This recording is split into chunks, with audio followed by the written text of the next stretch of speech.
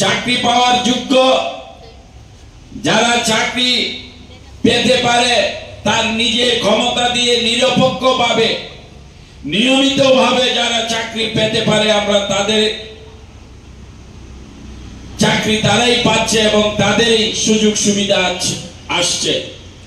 কিন্তু যারা চাকরি পাচ্ছে না আমরা তাদের পাশেও থাকতে চাই, আমরা তাদেরও যেন কোনো একটা গতি হয়, তাদের যেন তারা তাদের পরিবার নিয়ে পিতা মাতা নিয়ে সংসার নিয়ে চলতে পারে, একটা কর্মসংস্থান তাদেরকে কিভাবে দেওয়া যায় এবং সেটা হচ্ছে সম্পূর্ণভাবে নিরপেক্ষতা নিয়ে, দলবাজি দিয়ে নয়। আমরা দলবাজি নিয়ে কাজ করতে চাই না। তাই এই যে আজকের এই অনুষ্ঠান সেটাই তার ফলস্বরূপ যে আমরা আমাদের এই মলয়নগর পঞ্চায়েতে যারা যুব সমাজ আছে এবং যারা আমাদের মহিলারা আছে, যারা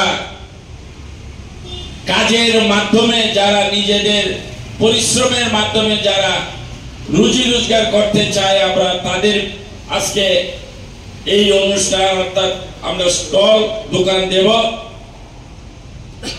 পাশাপাশি এখানে যারা কৃষক আছে সরকারি বিভিন্ন প্রকল্পের মাধ্যমে আমরা তাদেরকে বিভিন্ন বেনিফিশিয়ারি আজকে এখানে আমাদের মলয়নগর পঞ্চায়েতের পক্ষ থেকে তাদের হাতে বিভিন্ন সামগ্রীও তুলে দেবে।